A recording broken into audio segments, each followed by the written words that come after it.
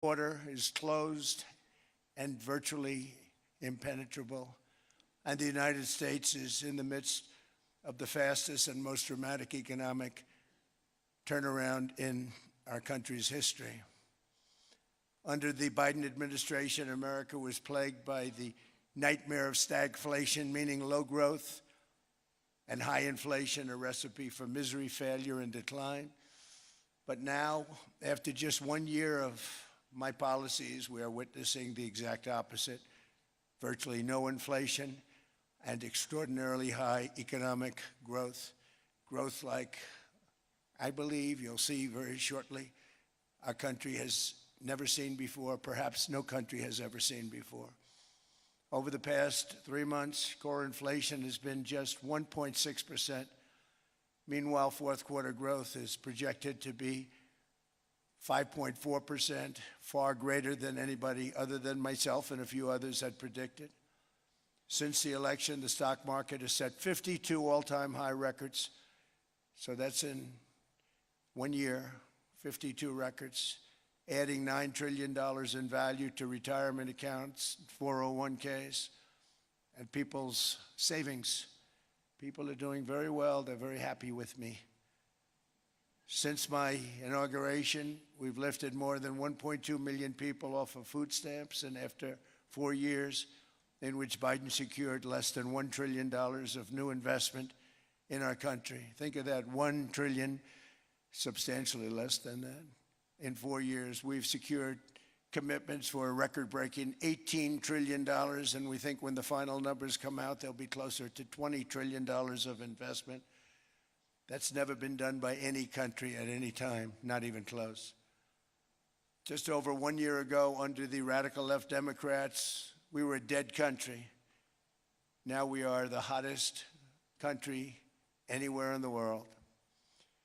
In fact, the United States economy is on pace to grow at double the rate that was projected by the IMF just last April. And with my growth and tariff policies, it should be much higher. I really believe we can be much higher than that. And this is all great news, and it's great for all nations. The USA is the economic engine on the planet, and when America booms, the entire world booms. It's been the history. When it goes bad, it goes bad. You all follow us down, and you follow us up, and we're at a point that I don't believe we've ever been. I never thought we could do it this quickly. My biggest surprise is I thought it would take more than a year, maybe like a year and 1 month. But it's happened very quickly. This afternoon, I want to discuss how we have achieved this economic miracle, how we intend to raise living standards for our citizens to levels never seen before, and perhaps how you too and the places where you come from can do much better by following what we're doing, because certain places in Europe are not even recognizable, frankly, anymore. They're not recognizable. And we can argue about it, but there's no argument. Friends come back from different places. I don't want to insult anybody, and say, I don't recognize it. And that's not in a positive way. That's in a very negative way. And I love Europe, and I want to see Europe go good, but it's not heading in the right direction. In recent decades, it became conventional wisdom in Washington and European capitals that the only way to grow a modern Western economy was through ever-increasing government spending, unchecked mass migration, and endless foreign imports. The consensus was that so-called dirty jobs and heavy industry should be sent elsewhere, that affordable energy should be replaced by the Green New Scam, and that countries could be propped up by importing new and entirely different populations from faraway lands. This was the path that Sleepy Joe Biden administration and many other Western governments very foolishly followed, turning their backs on everything that makes nations rich and powerful and strong. And there's so much potential in so many nations. The result was record budget and trade deficits and a growing sovereign deficit driven by the largest wave of mass migration in human history. We've never seen anything like it. Quite frankly, many parts of our world are being destroyed before our very eyes, and The leaders don't even understand what's happening. And the ones that do understand aren't doing anything about it. Virtually all of the so-called experts predicted my plans to end this failed model would trigger a global recession and runaway inflation. But we have proven them wrong. It's actually just the opposite. In 1 year, our agenda has produced a transformation like America has not seen in over 100 years. Instead of closing down energy plants, we're opening them up. Instead of building ineffective, money-losing windmills, we're taking them down and not approving any. Instead of empowering bureaucrats, we're firing them, and they're going out and getting jobs in the private sector for 2 and 3 times what they were making in government. So they started off hating me when we fired them, and now they love me. Instead of raising taxes on domestic producers, we're lowering them and raising tariffs on foreign nations to pay for the damage that they've caused. In 12 months, we have removed over 270,000 bureaucrats from the federal payrolls, the largest single-year reduction in government employment since the end of World War II. Nobody thought that was coming, but we had no choice. To make a country great, you can't have all federal jobs.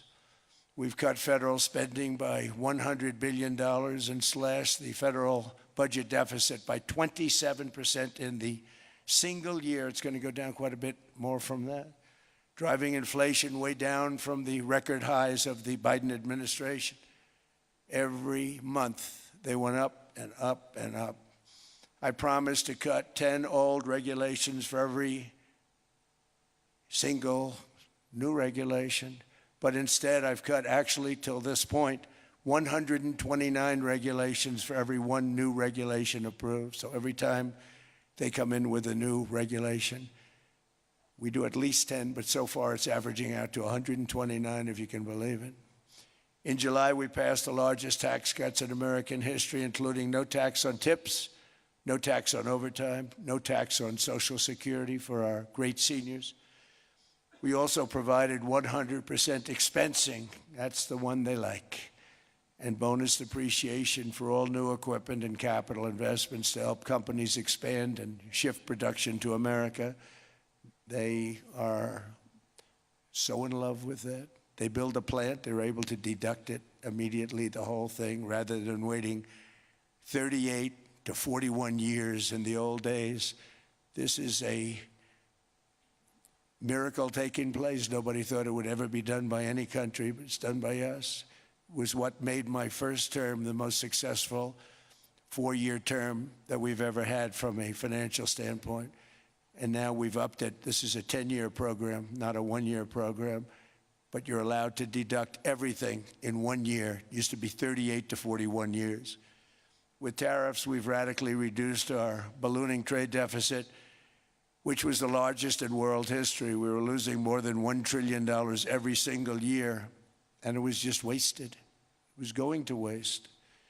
But in 1 year, I slashed our monthly trade deficit by a staggering 77%, and all of this with no inflation, something everyone said could not be done. There were a couple of brilliant people that actually thought I was doing the right thing. I thought I was doing the right thing. Now they all think I'm doing the right thing because they can't believe the numbers. American exports are now up by more than $150 billion. Domestic steel production is up by 300,000 tons a month, and it's doubling over the next 4 months. It's doubling and tripling, and we have steel plants being built all over the country. Nobody thought they'd see that. Factory construction is up by 41%, and that number is really going to skyrocket right now because that's during a process that they're putting in to get their approvals, and we've given very, very quick, fast approvals. In the process, we've made historic trade deals with partners covering 40% of all U.S. trade. Some of the greatest companies and countries in the world. We have countries as our partner, too. The European nations, Japan, South Korea. They're our partners. They've gone into massive deals with us, especially on oil and gas. And these agreements raise growth and cause stock markets to boom. not only in the U.S., but virtually every country that came to make a deal, because, as you've learned, when the United States goes up, you follow. It's really become a staple. In America, I've stopped the nation-wrecking energy policies that drive up prices while sending jobs and factories to the world's worst polluters. They are indeed polluters. Under sleepy Joe Biden, new domestic oil and gas leases fell by 95%. Think of that. And they wonder, why was gasoline going up so fast? The gasoline actually topped $5 a gallon, and some places $7 a gallon, and more than 100 major power plants were violently shut down by incompetent people that had no idea what the hell they were doing. Under my leadership, U.S. natural gas production is at an all-time high, by far. U.S. oil production is up by 730,000 barrels a day, and last week we picked up 50 million barrels from Venezuela alone.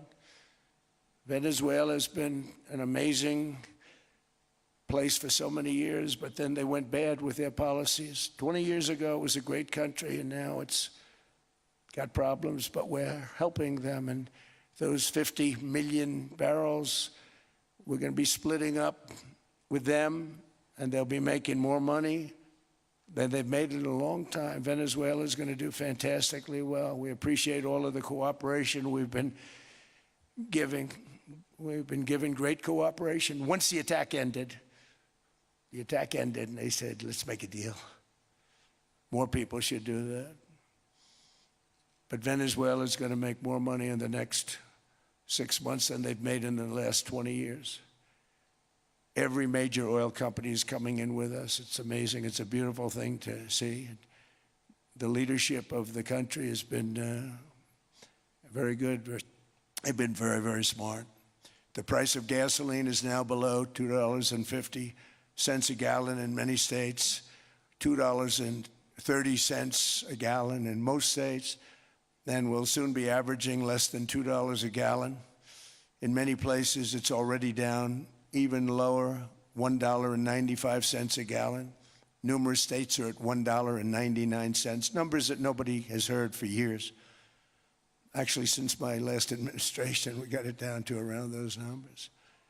I've signed an order directing and approval of many new nuclear reactors. We're going heavy into nuclear. I was not a big fan because I didn't like the risk, the danger, but they have the progress they've made with nuclear is unbelievable, and the safety progress they've made is incredible.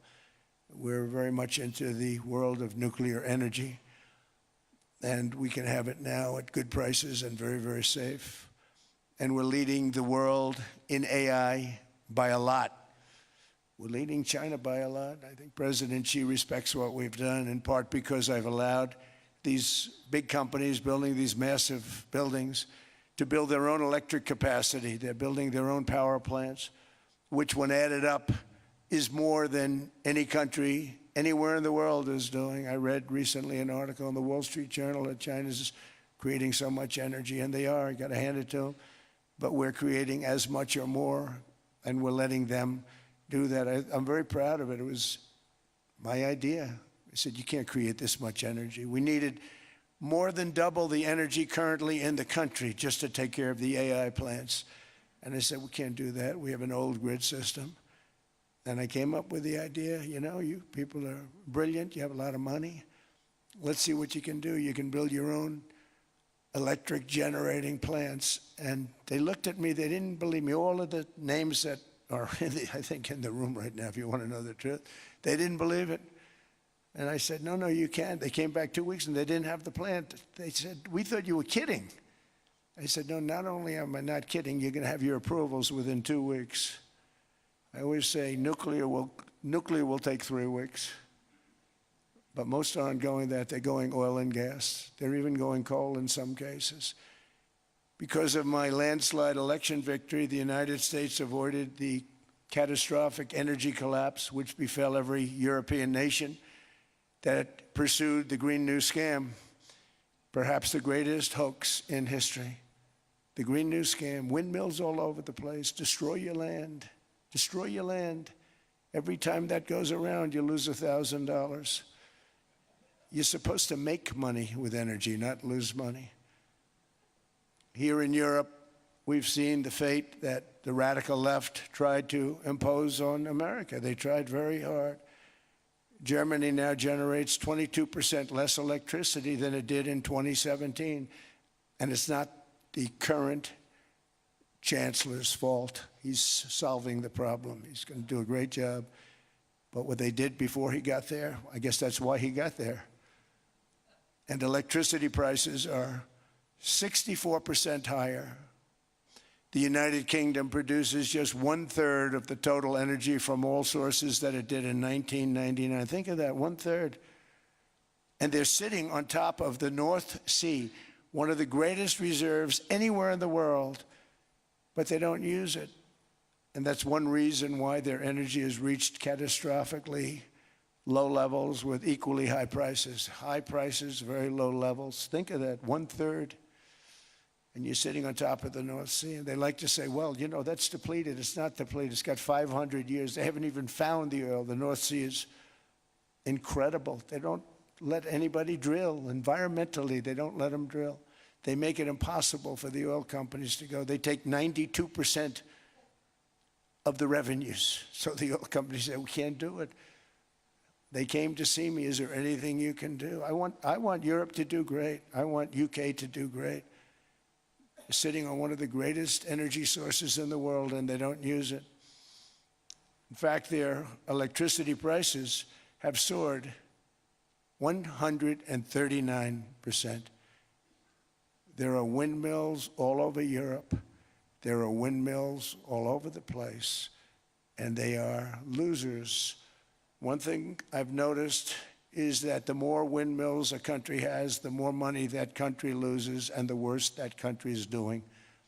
China makes almost all of the windmills, and yet I haven't been able to find any wind farms in China. Did you ever think of that? It's a good way of looking at it. They're smart. China's very smart. They make them, they sell them for a fortune. They sell them to the stupid people that buy them, but they don't use them themselves.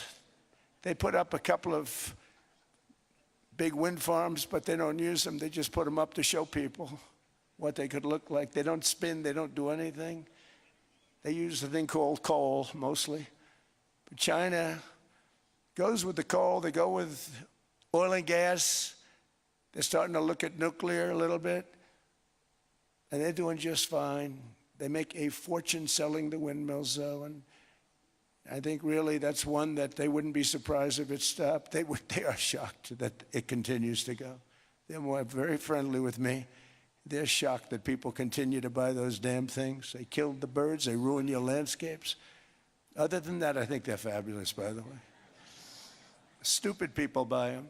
The consequences of such destructive policies have been stark, including lower economic growth, lower standards of living, lower birth rates, more socially disruptive migration, more vulnerability to hostile foreign adversaries, and much, much smaller militaries. The United States cares greatly about the people of Europe. We really do. I mean, look, I am derived from Europe. Scotland and Germany, 100% Scotland, my mother, 100% German, my father. And we believe deeply in the bonds we share with Europe as a civilization. I want to see it do great.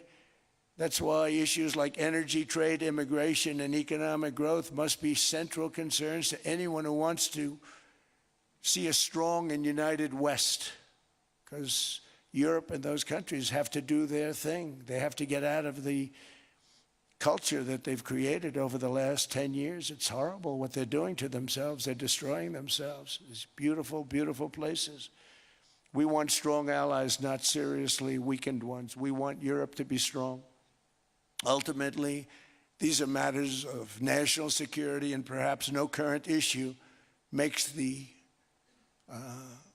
situation more clear than what's currently going on with Greenland. Would you like me to say a few words of Greenland? I was going to leave it out of the speech, but I think I would have been reviewed very negatively. I have tremendous respect for both the people of Greenland and the people of Denmark, tremendous respect.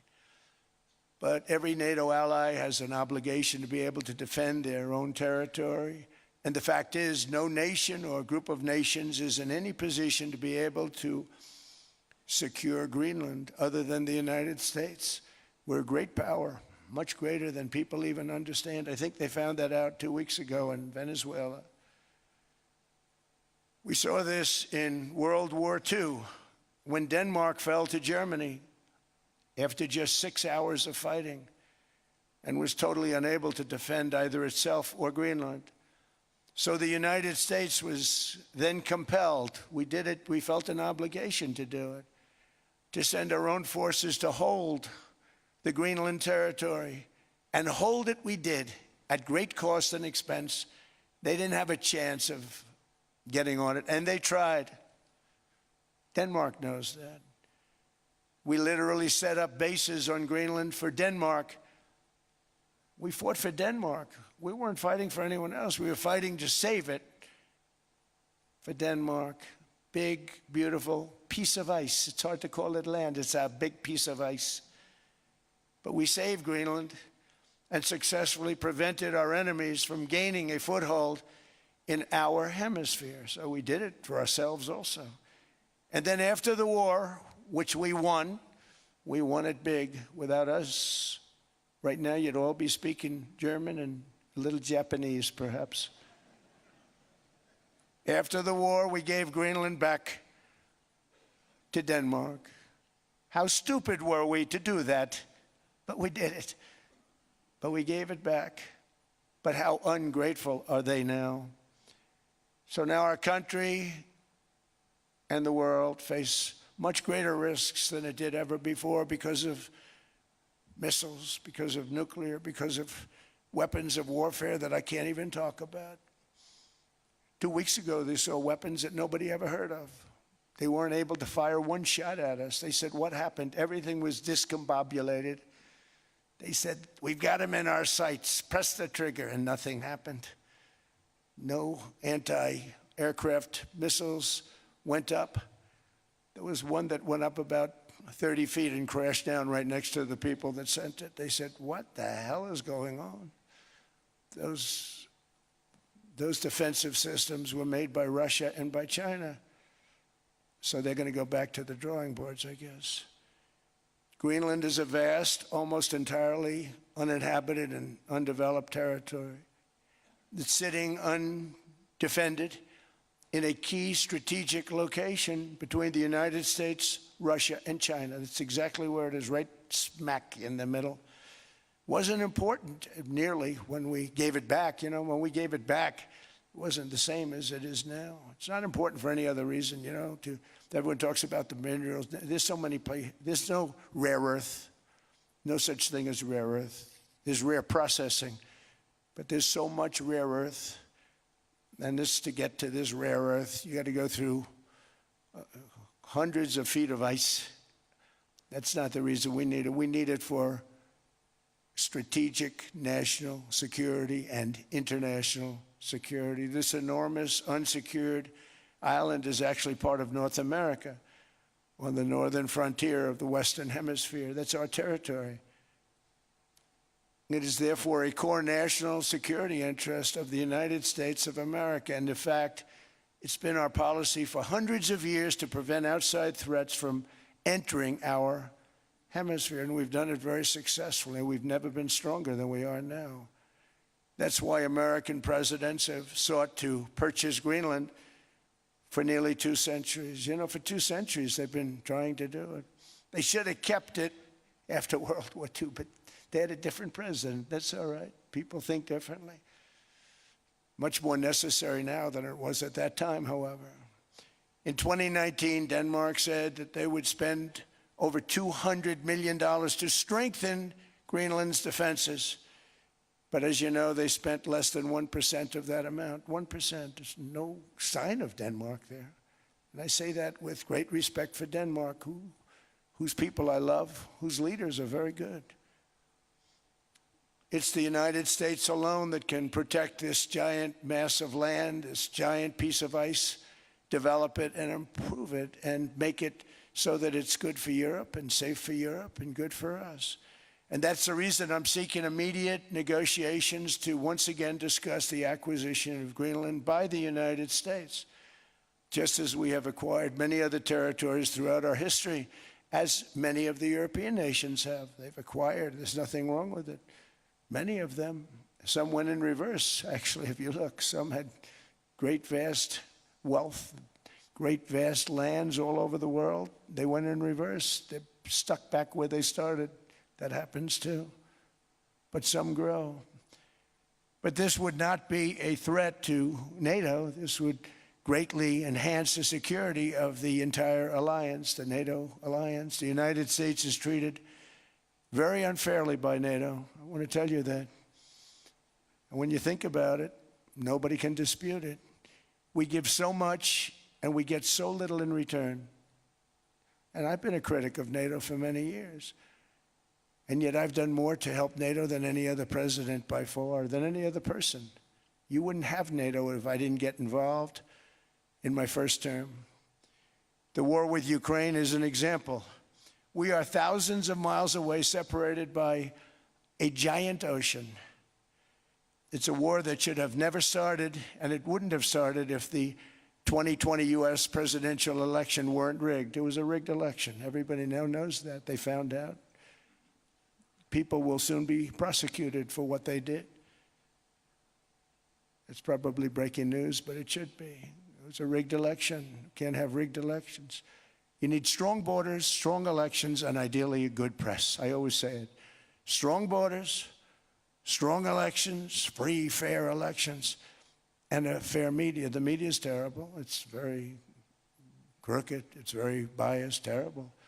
But someday it'll straighten out because it's losing all credibility. Think of it. When I win in a landslide, a giant landslide, won all 7 swing states, won the popular vote, won everything, and I only get negative press. That means that it has no credibility. And if they're going to get credibility, they're going to have to be fair. So you need a fair press. But you also need those other elements. And I inherited a terrible, terrible situation. If you look, the border was open. The inflation was raging. Everything was bad with the United States when I came into office. But I also inherited a mess with Ukraine and Russia, something that would have never happened. And I know Putin very well. He and I would discuss Ukraine. It was the apple of his eye, but he wasn't going to do anything. I said, Vladimir, you're not doing it. He would never have done it. It was terrible what happened. I could see it happening, too. After I left, I could see it happening. Biden had given Ukraine and NATO $350 billion, a staggering sum, $350 billion. I came in, and just like the southern border, just like inflation, just like our economy, I said, wow, this place is in trouble, meaning our country. All of these things were out of control. But the border was out of control. We fixed it with the strongest border anywhere in the world. And I've now been working on this war for 1 year, during which time I settled 8 other wars. India, Pakistan. I settled other wars that were Vladimir Putin called me, Armenia, Azerbaijan. He said, I can't believe you settled that one. They were going on for 35 years. I settled it in 1 day. And President Putin called me. He said, you know, I can't believe I've worked on that war for 10 years trying to settle it. I couldn't do it. I said, do me a favor, focus on settling your war. Don't worry about that one.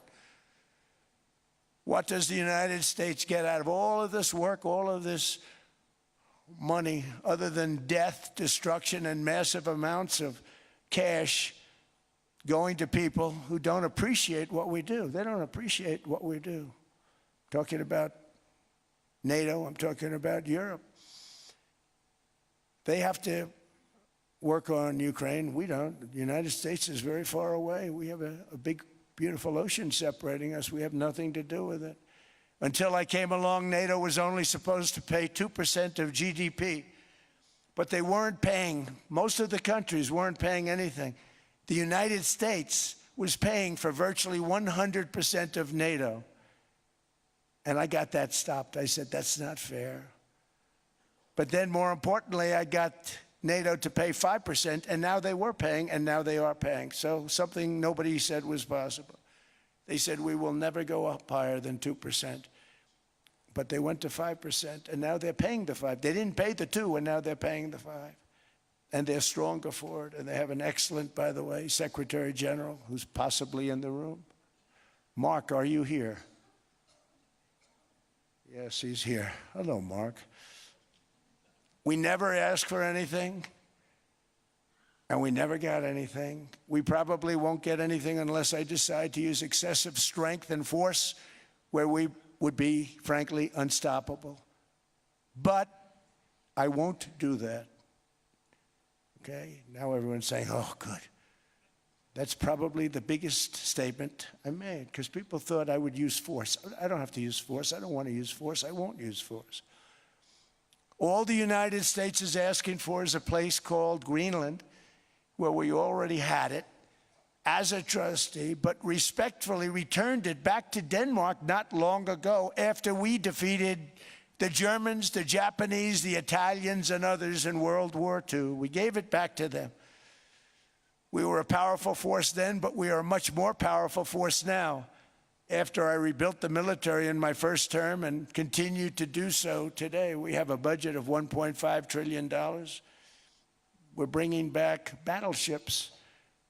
The battleship is 100 times more powerful than the great battleships you saw in World War II, those great, big, gorgeous ships, the Missouri, the Iowa, the Alabama. Because I thought maybe we could take them out of mothballs. They said, no, sir, these ships are 100, think of that, 100 times more powerful than those big, magnificent pieces of art that you saw so many times ago, that you still see on television. You say, wow, what a force. 100 times, each ship 100 times more powerful than the big battleships of the past. So that was the end of the mothball story. So what we have gotten out of NATO is nothing except to protect Europe from the Soviet Union and now Russia. I mean, we've helped them for so many years. We've never gotten anything, except we pay for NATO. And we paid for many years until I came along. We paid for, in my opinion, 100% of NATO because they weren't paying their bills. And all we're asking for is to get Greenland, including right title and ownership, because you need the ownership to defend it. You can't defend it on a lease. Number one, legally it's not defensible that way, totally. And number two, psychologically, who the hell wants to defend a license agreement or a lease, which is a large piece of ice in the middle of the ocean where if there is a war, much of the action will take place on that piece of ice. Think of it. Those missiles would be flying right over the center of that piece of ice. All we want from Denmark for national and international security and to keep our very energetic and dangerous potential enemies at bay is this land on which we're going to build the greatest golden dome ever built. We're building a golden dome that's going to, just by its very nature, going to be defending Canada. Canada gets a lot of freebies from us, by the way. They should be grateful also, but they're not. I watched your Prime Minister yesterday. He wasn't so grateful. But they should be grateful to us. Canada lives because of the United States. Remember that, Mark, the next time you make your statements.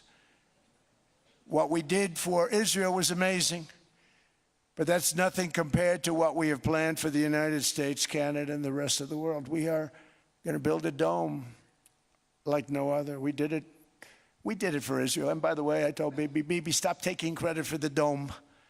That's our technology. That's our stuff. But they had a lot of courage, and they were good fighters, and they did a good job, and we wiped out the Iran nuclear threat like nobody can believe. Nobody's ever seen anything like it. That, Venezuela, taking down Soleimani. wiping out al-Baghdadi when he tried to reinstitute ISIS. We did a lot. I did a lot of big things, all perfectly executed. Everyone was perfectly executed. Somebody told me that, a military expert told me, "Sir, everything you've done has been perfectly executed." I said, "I know." So other presidents have spent, whether foolishly or not, trillions and trillions of dollars on NATO and gotten absolutely nothing in return. We've never asked for anything. It's always a one-way street. Now they want us to help them with Ukraine. And we say, we're going to. I'm really helping, not even them. I want to see, last week, if you saw, it was 10,000 soldiers, but last month it was 31,000 soldiers died. 31,000. That's this room times, the number of people in this room times 30. Think of it. 30,000 soldiers died in 1 month. The month before it was 27,000. The month before that it was 28,000. The month before that it was 25,000. It's a bloodbath over there. And that's what I want to stop. It doesn't help the United States, but these are souls. These are young people. Look like you, look like some of you right in the front row. They go to war. Their parents are so proud. Oh, there he goes, comes back. 2 weeks later, they get a call, your son's head's been blown off. I want to stop it. It's a horrible war. It's the worst since World War II. They keep going, they'll exceed World War II. The numbers are staggering, how many people they've lost. They don't want to talk about it. Ukraine and Russia lost just tremendous amounts. And I'm dealing with President Putin, and he wants to make a deal, I believe. I'm dealing with President Zelensky, and I think he wants to make a deal. I'm meeting him today. He might be in the audience right now. But they got to get that war stopped because too many people are dying, needlessly dying. Too many souls are being lost. It's the only reason I'm interested in doing it. But in doing it, I'm helping Europe, I'm helping NATO, and I've until the last few days when I told them about Iceland, they loved me. They called me daddy, right, last time. A very smart man said, he's our daddy. He's running it. I was like running it. I went from running it to being a terrible human being. But now what I'm asking for is a piece of ice, cold and poorly located, that can play a vital role in world peace and world protection. It's a very small ask compared to what we have given them for many, many decades. But the problem with NATO is that we'll be there for them 100%. But I'm not sure that they'd be there for us. If we gave them the call, gentlemen, we are being attacked. We're under attack by such and such a nation. I know them all very well. I'm not sure that they'd be there. I know we'd be there for them. I don't know that they'd be there for us. So with all of the money we expend, with all of the blood, sweat, and tears, I don't know that they'd be there for us. They're not there for us on Iceland, that I can tell you. I mean, our stock market took the first dip yesterday because of Iceland. So Iceland's already cost us a lot of money. But that dip is peanuts compared to what it's gone up. And we have an unbelievable future in that stock. That stock market is going to be doubled. We're going to hit 50,000, and that stock market's going to double in a relatively short period of time because of everything that's happening. But this is a good example. After giving NATO and European nations trillions and trillions of dollars in defense, they buy our weapons. We make the greatest weapons in the world, but now we're going to make them faster, much faster. You saw that. I put a cap on the salaries, and I put no buybacks, no stock buybacks, no various other things that they were doing. I mean, they were making $50 million, but it would take them 3 years to give you a Patriot missile. I said, that's not good. My chauffeur can do a better job than that, and he makes slightly less than 50. They make big salaries. If they're going to make those big salaries, they're going to have to produce a lot faster. The good news is we have the greatest equipment in the world. Now we're going to start making it a lot faster. They're going to build additional plants. And all of the money that goes into Stock buybacks is going to go into building plants. We're not allowing stock buybacks by defense companies any longer. They're going to build new plants to make Tomahawks, Patriots. We have the best equipment, F-35s, F-47, the new one just coming out. They say it's the most devastating plane, fighter jet ever. Who knows? They called it 47. If I don't like it, I'm going to take the 47 off it. I wonder why they called it 47. We'll have to think about that. But if I don't like it, I'm going to take that 47 off. But it's supposed to be the stage 6. It's supposed to be the first stage 6 plane, undetectable, like our B-2 bombers were undetectable. They flew right over Iran. They were undetectable. And they did their job, and they got the hell out of there. So we want a piece of ice for world protection, and they won't give it. We've never asked for anything else, and we could have kept that piece of land, and we didn't. So they have a choice. You can say yes, and we will be very appreciative, or you can say no, and we will remember. A strong and secure America means a strong NATO, and that's one reason why I'm working every day to ensure our military is very powerful, our borders are very strong, and above all, our economy is strong because national security requires economic security and economic prosperity, and we have the greatest that we've ever had. Biden and his allies destroyed our economy and gave us perhaps the worst inflation in American history. They say 48 years, I say forever, but I think 48 years is the equivalent to forever. Whether it's 48 years or ever, it's terrible. Costing the typical family $33,000. What they did to this country should never, ever be forgotten. It's early, but he has to be rated as the worst president we've ever had by far. The auto pen did much of the damage. The auto pen, he was the auto pen president, because I don't believe a sane president would have ever signed the kind of things that he signed.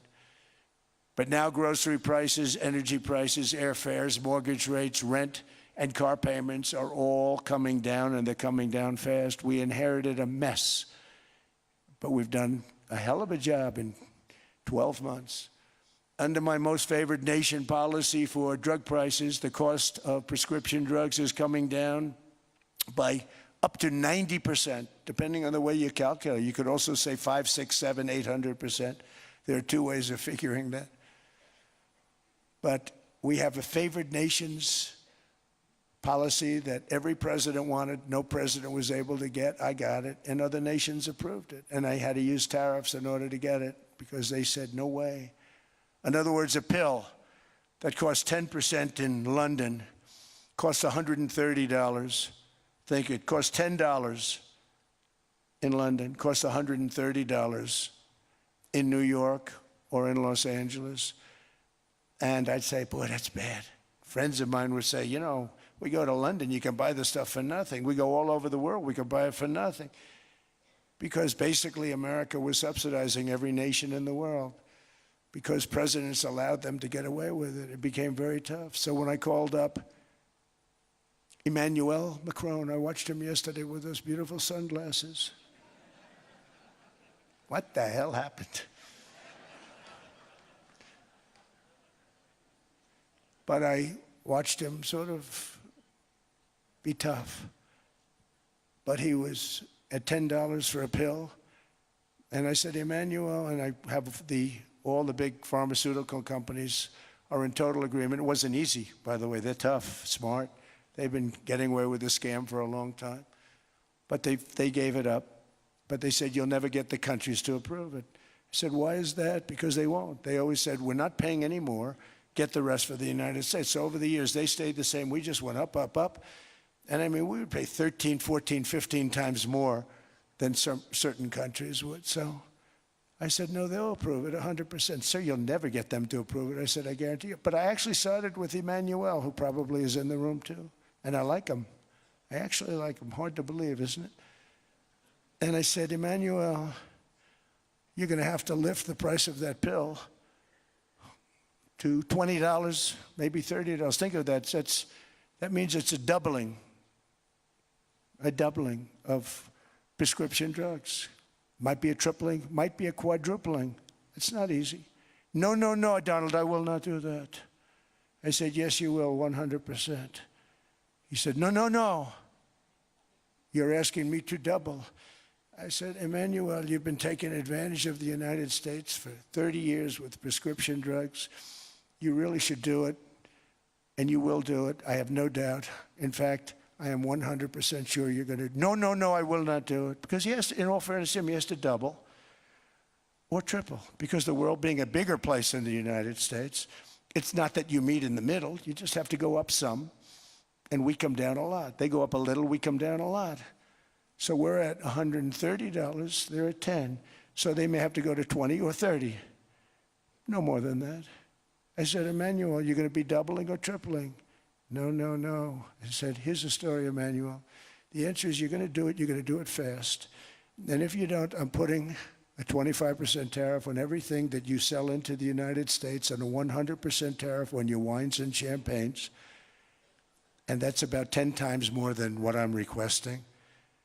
And you're going to do it. I don't want to go public with it, but you may make me do that. No, no, Donald, I will do it.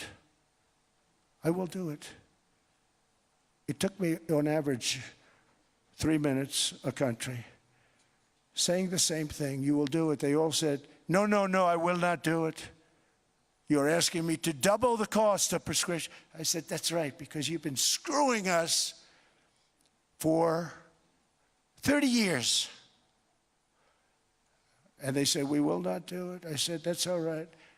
On Monday morning, we're putting a 25, 30, 50. I gave different numbers for different countries. This is also national security we're talking about. Not fair. We're not going to subsidize the whole world. And every one of those countries have agreed to do it. So one of the biggest things that I've done is the fact that we have now most favored nation. We will pay whatever the lowest price is in the entire world. So our drug prices are going to be coming down by staggering 90%. Again, you could say 1,000%, 2,000%. Depends on the way you want to figure it, but we'll go with the way the fake news likes it better because it sounds, can you imagine a 90% reduction sounds much worse. But drug prices are going to be coming down tremendously in all the nations, and I appreciate them doing it, but they did it. In all fairness, without tariffs, I wouldn't have been able to get it done. After declining $3,000 under Biden, real incomes are up in the United States by $2,000, $3,000, and even $5,000 and more. Home ownership has always been a symbol of health and vigor of American society, but that goal fell out of reach for millions and millions of people in the Biden era because interest rates went up so high. Today, I'm taking action to bring back this bedrock of the American dream. In recent years, Wall Street giants and institutional investment firms, many of you are here, many of you are good friends of mine, many of you are supporters. Sorry to do this to you, I'm so sorry. But you've driven up housing prices by purchasing hundreds of thousands of single-family homes, and it's been a great investment for them. Often as much as 10% of houses on the market. You know, the crazy thing is a person can't get depreciation on a house, but when a corporation buys it, they get depreciation. Okay, that's something we're going to have to think about too. I don't know if too many people think about that. You buy a corporation, they buy 500 houses, they buy hundreds of thousands, they buy 500 houses, they can take depreciation. A person sweats and works and buys one house, they can't. But homes are built for people, not for corporations, and America will not become a nation of renters. We're not going to do that. That's why I have signed an executive order banning large institutional investors from buying single-family homes. It's just not fair to the public. They're not able to buy a house.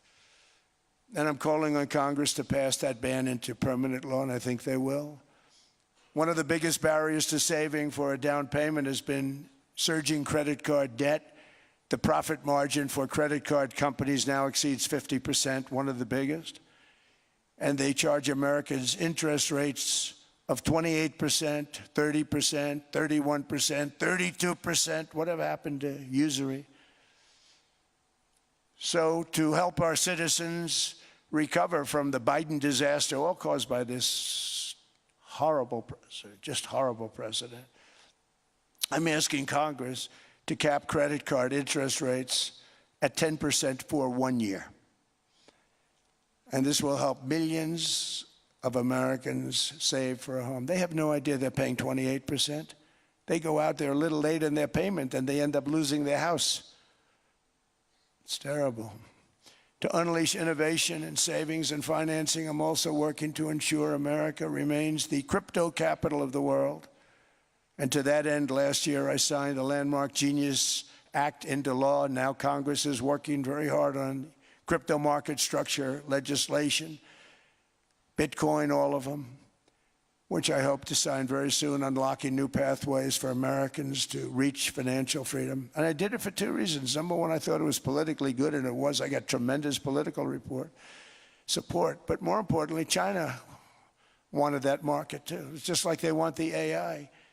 And we've got that market, I think, pretty well locked up. If I didn't do it, Biden was totally against it until before the election, when they realized that, there were millions of people voting against him over crypto.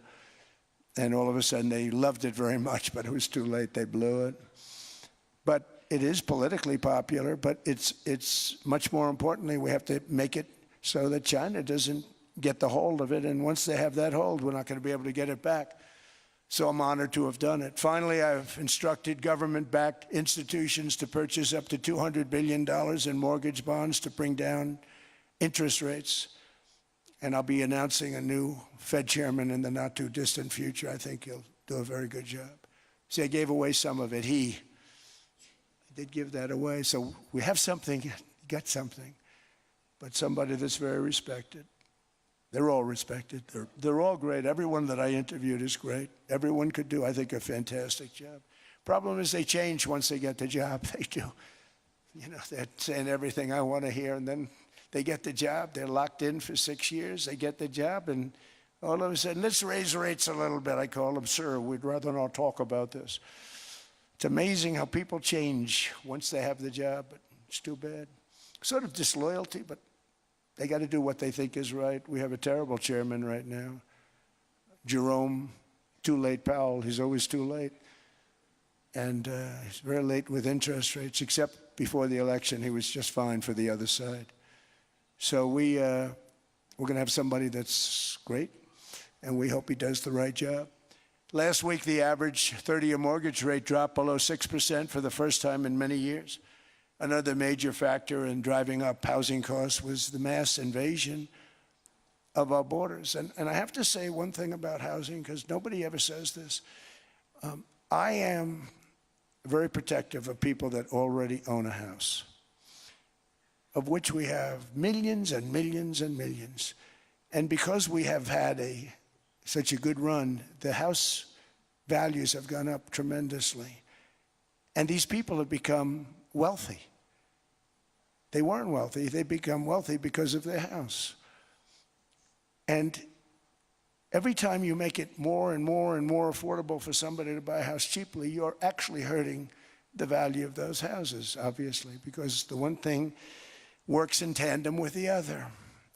And I don't want to do anything that's going to hurt the value of people that own a house, who for the first time in their lives are walking around the streets of whatever city they're in, very proud that their house is worth $500,000, $600,000, $700,000. Now, if I want to really crush the housing market, I could do that so fast and people could buy houses, but you would destroy a lot of people that already have houses. In some cases, they've mortgaged their house, and the mortgage would be very low, and all of a sudden the mortgage without any changes becomes very high, and they end up losing the house. I'm not going to hurt, and I speak with Scott, who's doing a fantastic job, and Howard, who's doing a fantastic job, and all of my people. And I always say, look, I can crush the hell out of the market. We can drop interest rates to a level, and that's one thing we do want to do. That's natural. That's good for everybody. The dropping of the interest rates, we should be paying a much lower interest rate than we are. We should be paying the lowest interest rate of any country in the world, because without the United States, you don't have a country.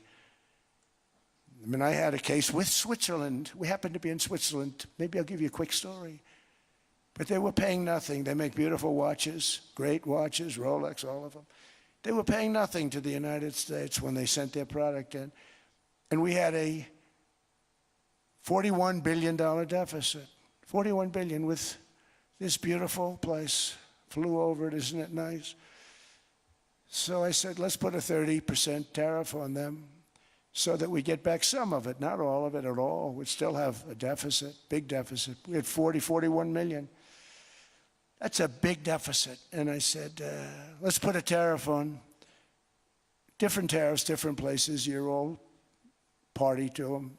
In some cases, victims to them. But in the end, it's a fair thing. And most of you realize that. But we put a 30% tariff on Switzerland, and all hell broke loose. They were calling, I mean, like you wouldn't believe. And I know so many people from Switzerland, incredible place, incredible, brilliant place. But I didn't realize that they're only good because of us.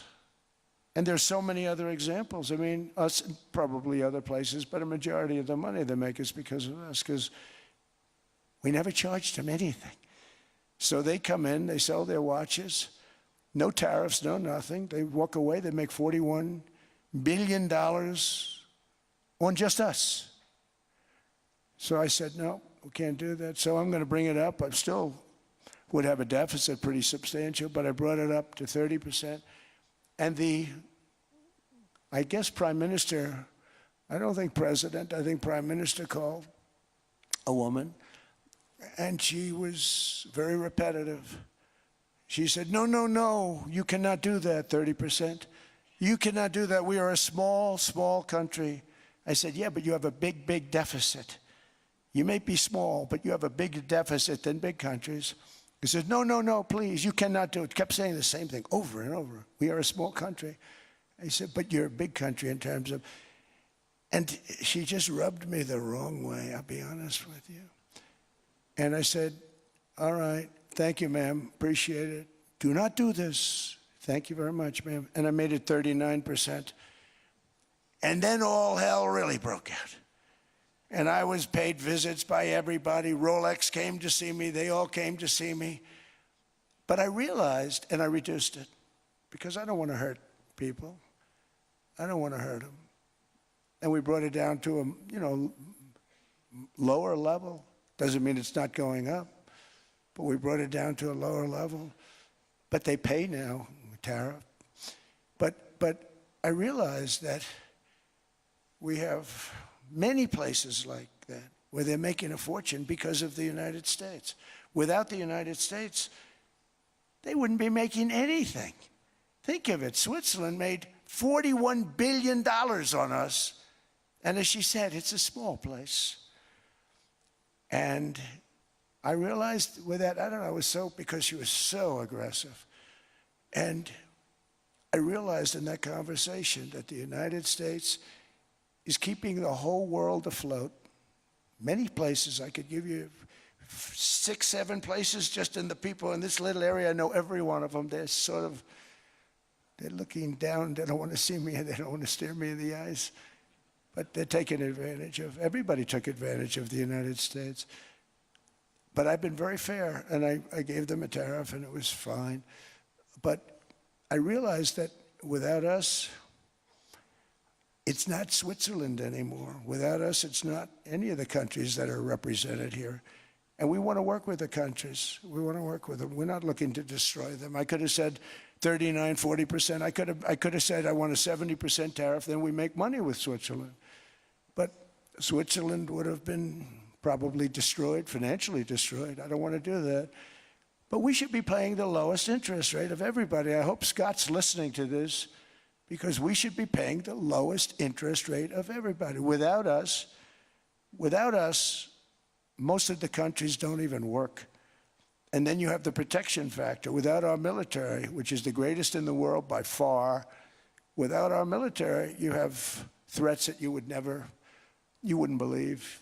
You wouldn't believe. You don't have threats because of us, and that's because of NATO. One other thing, and I have to say it so importantly, in the old days, and I used to say I'm the youngest in the room. Now among the older. I hate to say it. I don't feel old, but I'm among the older. But I remember not long ago, 20, 25 years ago, when good news came out about, let's say, the United States. The United States had a great quarter. The United States had a great month. All the stocks went up. And that's the way it's supposed to be. Now when they say the United States had a record quarter, it's unbelievable how well it's doing, all the stocks crash because they say, oh no, inflation, inflation, they're going to raise interest rates. And they do. Some of these stupid people like Powell, they raise interest rates. And what they do is they stop you from being successful. It used to be when we had a great quarter, a great month, great earnings, great anything, any good news, the stock market went up. That's the way it's going to be. We got to do that again because that's the way it should be. Now when we have a great month, they want to kill it. Like we did over 5%. People were surprised. We should do 20%. We could do 25%. When we announce good numbers, and the reason is they're so petrified of inflation. And growth doesn't mean inflation. We've had tremendous growth with very low inflation. In fact, growth can fight inflation, proper growth. So we want to get back to the days when we announce great numbers, because we're going to be announcing phenomenal. You know, all these factories that are being built at record, thousands of businesses are being built right now. Remember, $18 trillion is invested. I think the second number is 3. And that was China many years ago. Investments in the country from outside. 18 trillion, nobody's ever seen. And that's money coming in and building things, factories.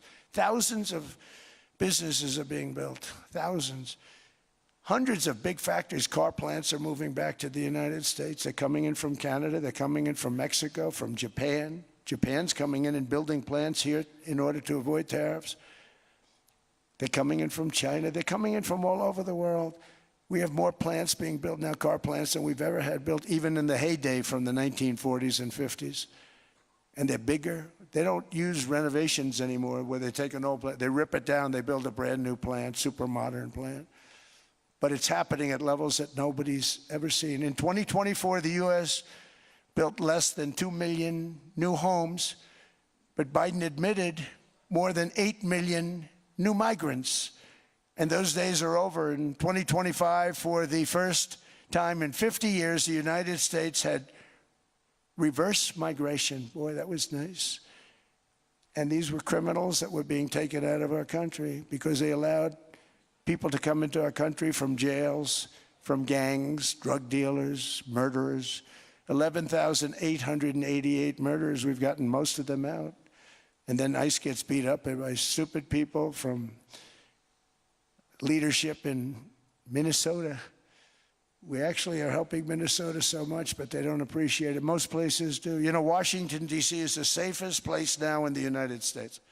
It was a very dangerous place to walk, and now you can walk with your wife, your kids, right through the middle of the city. Right now, Washington, D.C. is as safe as it gets. It was one of the most unsafe, I had to admit. We sent in the military, the National Guard. Within 2 months, it was great. Within 3 months, it's like a really great place and a safe place and a beautiful place. It's even been cleaned up. The graffiti's gone. The fences are gone. We don't have to worry about fences anymore. All of the places, the grasses are cut and replaced with new grass in many cases. It's all going to happen in the spring. But Washington and D.C. is beautiful again, and it's safe. New restaurants are opening up. They were all closing. Now you can't get into a restaurant. Restaurants in Washington, D.C. are all opening. Memphis also, Memphis, Tennessee, New Orleans, Louisiana. We were there for 3 weeks. We've cut the crime down by 64%. Within another month, we'll have virtually no crime there. We can do that all over. We're going to help the people in California. We want to have no crime. I know Gavin was here. I used to get along so great with Gavin when I was president. Gavin's a good guy. And we're going to, if he needed it, I would do it in a heartbeat. I'd love to see. We did help them a lot in Los Angeles, a lot with the early in my term when they had some problems. But we would love to do it. I will say this, if I were a Democrat governor or whatever, I would call up Trump. I'd say, come on in, make us look good, because we're cutting crime down to nothing. And we're taking people out, career criminals, who are only going to do bad things, and we're bringing them back to their countries. But where we've done it has been amazing, and we have a capacity to do it at much greater levels. We're cutting illegal aliens off welfare and other government benefits, and I have directed that starting immediately, there will be no more payments to sanctuary cities, because they are really just sanctuaries for criminals. They're really protecting criminals, and those are the ones we have to get out of the country: murderers, drug dealers, the mentally insane. They emptied their mental institutions into the United States. And despite that, we have the lowest crime numbers that we've ever had in the history of the country. Just came out. But equally importantly, we're cracking down on more than $19 billion in fraud that was stolen by Somalian bandits. Can you believe that Somalian? They turned out to be higher IQ than we thought. I always say these are low IQ people. How did they go into Minnesota and steal all that money? And we have, they're pirates, they're good pirates, right? But we shoot them out of the water just like we shoot the drug boats out. They're not pirating too many boats lately, do you notice? When they go out into those boats, they want to take over $1.5 billion tanker loaded up with oil, and they say, we're going to blow up your boat. They have powerful weapons. You hit the side of the boat, you blow the whole thing up. The insurance companies are petrified, so they say, just give them the boat, we'll give them money instead. And I don't do that. We blow them right the hell out of the water. We see them going out, we blow them out of the water. We don't have any pirates so much anymore. If we do, they won't be there long. We've cut down with the hitting of the boats that are loaded up with drugs, including submarines. Can you believe they actually buy small? They call them mini subs, very fast. They're meant for drugs. We've knocked out 2 of them. The Democrats say they were fishing. You have ruined somebody's fishing weekend, I would say. A submarine is not a fishing boat. You don't fish. But we've knocked down drugs by water, the oceans, the sea, by 97.2%. Think of that. And I actually say, who the hell are the 3%? Because I would not want to be piloting one of those boats. We knocked them down, and now we're going to start on land. We're going to knock it all out. The land is the easy part. What we did on sea is incredible, and that's our great military. The situation in Minnesota reminds us that the West cannot mass import foreign cultures, which have failed to ever build a successful society of their own. I mean, we're taking people from Somalia, and Somalia is a failed, it's not a nation. Got no government, got no police, got no military, got no nothing. And then we have this fake congressperson who they just reported is worth $30 million. You believe this? Ilhan Omar, talking about the Constitution provides me. She comes from a country that's not a country, and she's telling us how to run America. Not going to get away with it much longer, let me tell you. The explosion of prosperity and conclusion and progress that built the West did not come from our tax codes. It ultimately came from our very special culture. This is the precious inheritance that America and Europe have in common. We share it. We share it, but we have to keep it strong. We have to become stronger, more successful, and more prosperous than ever. We have to defend that culture and rediscover the spirit that lifted the West from the depths of the Dark Ages to the pinnacle of human achievement. We live in an incredible, changing period. It's an unbelievable time, but we have to take advantage of the time that we're in. In our hands are technologies that our ancestors could scarcely have. I mean, they couldn't have even dreamt some of the things that we see today. And so rapidly they're produced. I mean, AI, 2 years ago, nobody ever heard of the term, and now everybody's talking about it. And it can have some very good purpose. It could also have some dangerous purpose, and for that, we have to watch out. But some tremendous things are happening because of it. And we're leading by so much. We're doing so well. But opportunities that are bigger and grander than ever before in human history are right before us. It is the pioneers in this room. Many of you in this room are true pioneers. You're truly brilliant people. Just your ability to get a ticket is brilliant because you have about 50 people for every seat. I don't know what, that's Larry. Everything Larry touches turns to gold. He made this very successful. But you're in this room, and some of you are the greatest leaders anywhere in the world. You're the greatest brains anywhere in the world. And the future is unlimited, and to a large part because of you, and we have to protect you, and we have to cherish you. I always say we have to cherish our brilliant people because there aren't many of them.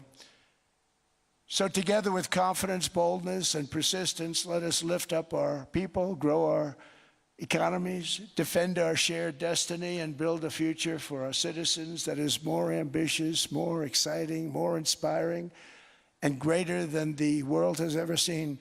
We're in a position to do things that nobody else has ever even thought of before. And many of the people in this room are the ones that are doing it, and I want to congratulate you, and I'm with you all the way. You can do things that nobody else can even think about. So I congratulate you on your tremendous success, and the United States is back, bigger, stronger, better than ever before, and I'll see you around. Thank you all very much. Thank you very much.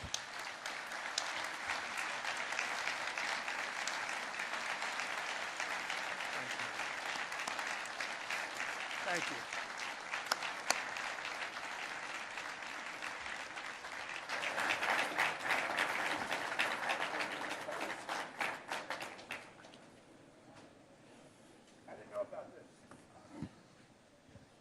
This was supposed to be a nice fire chat, Mr. President. Yes, good.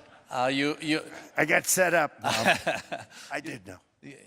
You made the job for the moderator really easy. Thank you, Mr. President, for your speech. I do have a few follow-up questions, if it's okay. Sure. I don't think I should start with Greenland, maybe. I'll start with the economy. The U.S. economy is doing really, really well. But how to sustain this growth moving forward? Because there's always a recession looming around the corner. Well, you know, the one thing about economies and recessions is sometimes you get hit unexpectedly and there's nothing you can do about it. All brilliant people, but there's nothing. One example was COVID.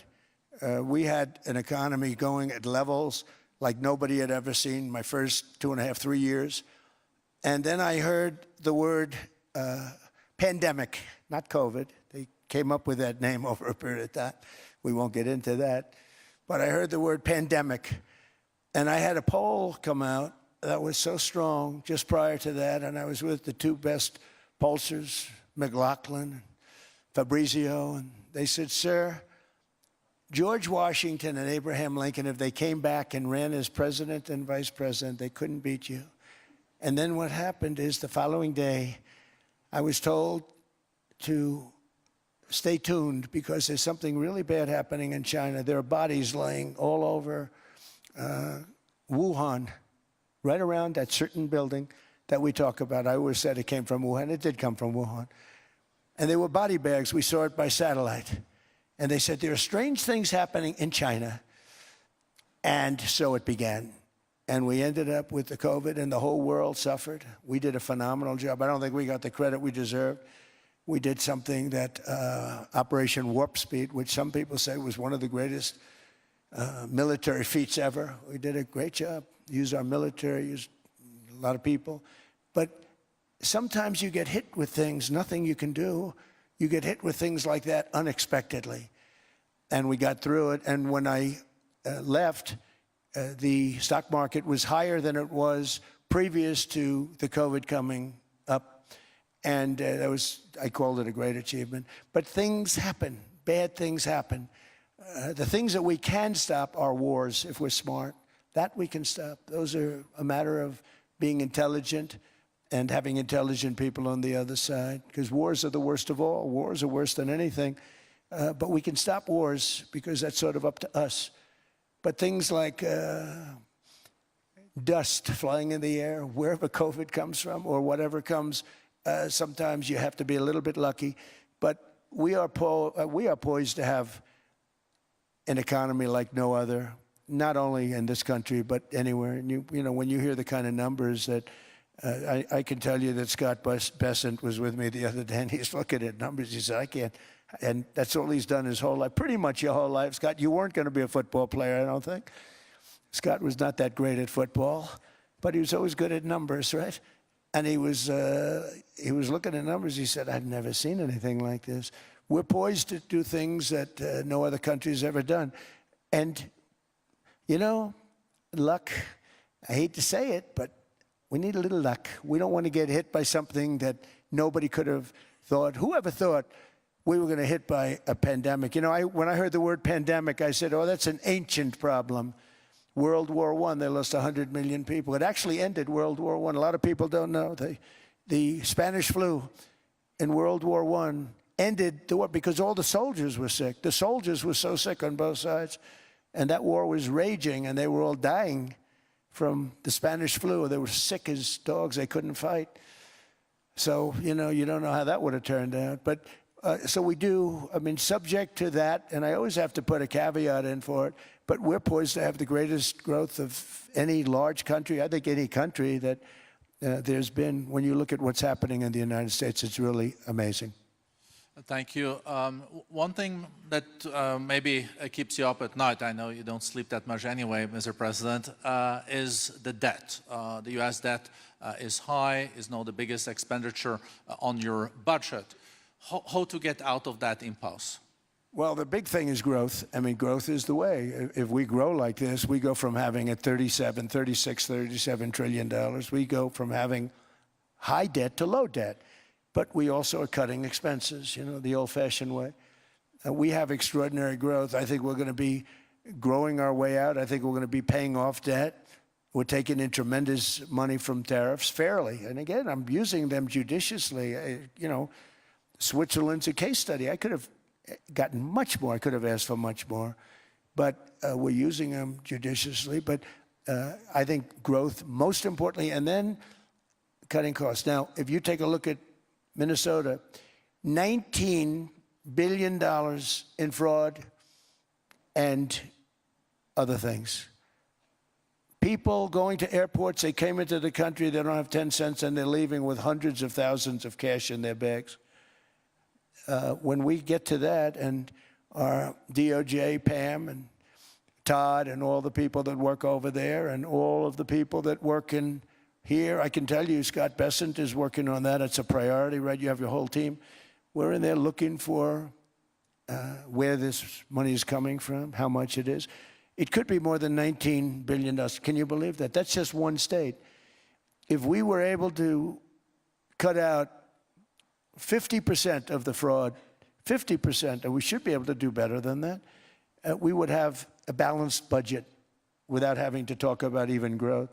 So we have a lot of options, but we're working very hard on that. That's a big deal. It's not just the protests, the fake protests done by agitators and, you know, professional insurrectionists. That's what they are. They're professional troublemakers. But we are looking very strong at the money too in Minnesota and other places.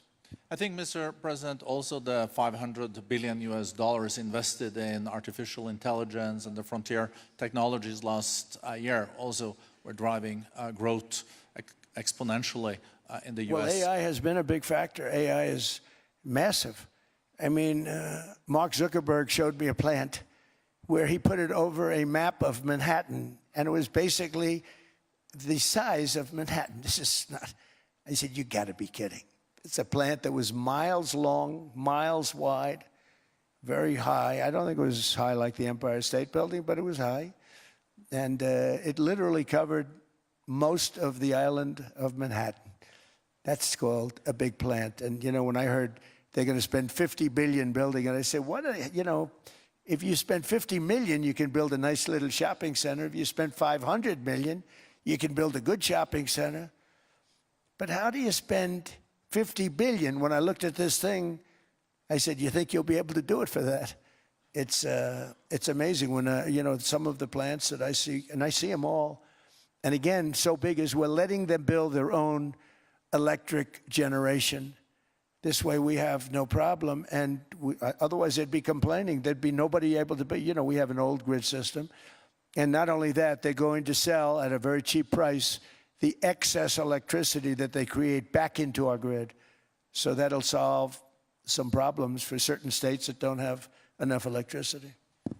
We also know that on the AI, there is fierce competition between the US as the largest economy in the world, 27% of the global GDP and 5% of the global population, not doing that badly, and China. And we know that that competition is very tough on AI. I know you're heading to a state visit to China in April. How do you see the US-China relationship moving forward? Are you able to combine this tough competition with also collaboration? So I've always had a very good relationship with President Xi and with President Putin. Talk about, you know, the larger powers. But I've always had a very good relationship with President Xi of China. He's an incredible man. What he's done is amazing. He's highly respected by everybody. And I do now. I mean, now I have good. It was very severely interrupted by COVID. I used to call it the China virus, but he said, "Do you think you could use a different name?" And I decided to do that because why should we have a problem over that? But I would do that, and they were... You're a true diplomat, huh? I became a diplomat for the first time. Well, you know who taught me that? Marco Rubio. Marco Rubio. He said, "Let me teach you about diplomacy."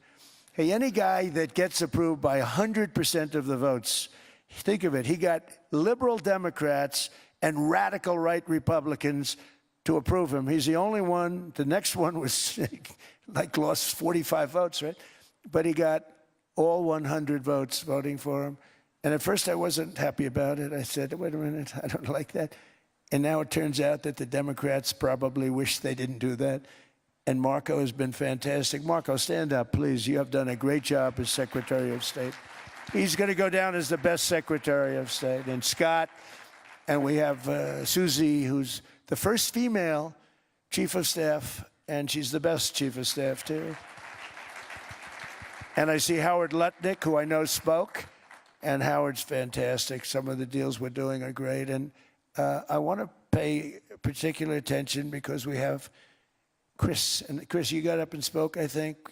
He's the #1 oil man in the world because I was going to put Doug Burgum, who's fantastic. I don't know if Doug's here. Is Doug here? Doug Burgum is fantastic. He said, "Sir, there's one man better than me." And he introduced me to Chris. And he turns out to be. So we're drilling more oil and gas now than we ever have by almost double. Is that right, Chris? And on top of it, we got a lot coming out of Venezuela. So anyway, so we're doing great. The country is just doing great. We have great people. Thank you. And I see other people. We have Steve Witkoff. We have Jared. I got so many people. I'm in trouble because when I go back, they're going to be people with long faces. "Sir, you didn't introduce me." I got so many people. And we have a lot of the greatest people anywhere in the world. I know them all. So I won't continue because we'd be here all day. Thank you, Mr. President. We also know that you're a deal maker, and then maybe coming back to Greenland and Ukraine. What kind of deal in the end do you see between the U.S. And Denmark? Well, because, you know, I guess you see it now as a negotiation going on, or? Well, it's costing Denmark hundreds of millions a year to run it. And Denmark's a small country and wonderful people. But, you know, it's very expensive. It's a very big piece of ice.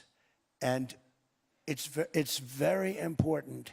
I mean, I don't want to repeat the speech, but it's very important that we use that for national and international security. That can create a power that will make it impossible for the bad guys to do anything against the perceived good ones.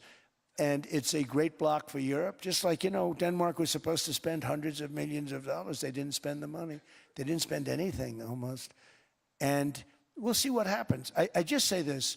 NATO has treated the United States of America very unfairly. We never asked for anything. We never got anything. We actually took care of the needs of NATO for years and years, which I felt was always unfair, so I got NATO to pay, because they're rich countries. But I think it's time that NATO step up. We're helping them with Ukraine. Without us, I think Putin would have gone all the way. I think we have it. I think that could have been a World War III, if you want to know the truth.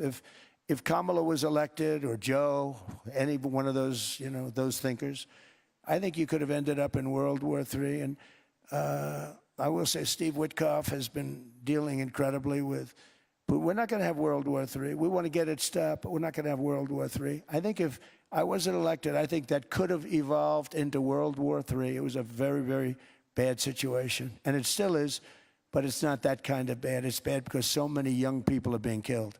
How close do you think there is on an agreement on Ukraine? I had the pleasure of speaking with Steve Witkoff and Jared Kushner yesterday. I know they're working hard on it. I know that they're also traveling now. Do you see this very close or still? Well, I hate to say it. I thought that was going to be, so I settled 8 wars plus. And I thought that was going to be one of my easier ones. Not the easiest. Some I settled in a matter of hours because I'm good at that stuff. The United Nations should be doing this. I shouldn't be doing it, but it doesn't matter. It's got to get done, saving a lot of lives. We're saving millions of lives. With Ukraine, Russia, there's tremendous hatred between President Zelensky and President Putin. That's not good. That's not good for settlements. We know from dealing. There's abnormal hatred. With that being said, I think Russia wants to make a deal. I think Ukraine wants to make a deal. And we're going to try getting a deal done. I think, Steve, I think I can say that we're reasonably close. What happens is oftentimes we'll have a deal with Russia. Russia's set, and President Zelensky will not do it. You saw that when he was in the Oval Office. I was not happy. And then we'll have President Zelensky wants to make a deal, and Putin doesn't want to make the deal. It's a very difficult balance, and it's big time, and it is. To use a word, it's a bloodbath. It's horrible what's happening. It's a drone war. The drones are killing, thousands of people a week, thousands. We have to get it stopped. So I believe they're at a point now. I'm going to meet with President Zelensky later today. I believe they're at a point now where they can come together and get a deal done. And if they don't, they're stupid. That goes for both of them. And I know they're not stupid. But if they don't get this done, they are stupid. So I don't want to insult anyone, but you got to get this deal done. Too many people are dying. It's not worth it.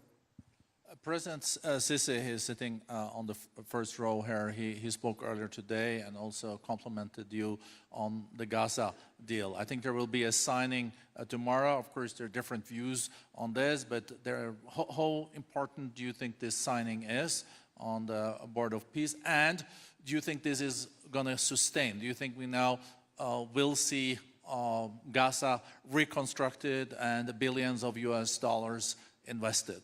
I do. I think we have peace in the Middle East. There are some little situations like Hamas, and Hamas has agreed to give up their weapons. Now, they were born with a weapon in their hand, so it's not easy to do. When they were born with a rifle in their hand. It's not an easy thing for them, but that's what they agreed to. They've got to do it. And we're going to know, Jared, over the next 2 or 3 days, certainly over the next 3 weeks, whether or not they're going to do it. If they don't do it, they'll be blown away very quickly. They'll be blown away. We have 59 countries that are part of that whole peace deal.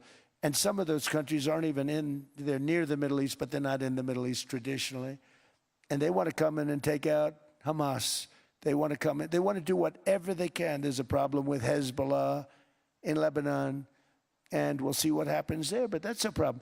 But there are these little flames, but there's peace in the Middle East. Now, had we not gone in and knocked out with those big, beautiful, we just ordered 25 brand new ones, the latest and the greatest, the B-2 bomber. Think of them, they went in there at 2 o'clock in the morning with no moon, no light, no nothing, and every single one of those massive bombs hit its target, 100,000-pound bombs hit its target, every one of them. And then on top of it, from a submarine 300 miles away, we hit the sites with Tomahawks, which is an unbelievable weapon. So, we did our job. If we didn't do that, you would have never had peace in the Middle East. And the countries like Saudi Arabia, UAE, and Qatar could never have, and others could never have signed anything because you would have had this dark cloud, and the dark cloud was Iran with nuclear. Iran would, if we didn't take them out, they would have had a nuclear weapon within 2 months. They were very close to having the nuclear weapon, and we hit them hard. And it was a total obliteration. If they may try again, but they're going to have to try from a different area because that area was obliterated. Incredible thing we did. And because we did that, we were able to make peace. If we didn't do that, I would say, Jared and Steve, if we didn't do that, there was no chance of making peace because the countries I just named and other countries could have never signed off. They were afraid. They were afraid. We had a bully. The bully was Iran, the bully of the Middle East. They used to call it for years. They were the bully of the Middle East. They're not the bully of the Middle East anymore. Mr. President, I know you even had to change plane last night, so I guess you didn't have much sleep, but I think but your energy is still there. I know you have several bilateral meetings. I know you're also hosting a reception. So thank you so much for coming back to Davos. Thank you so much. It's highly appreciated. Well, thank you very much. Thank you, everybody, very much. Very much.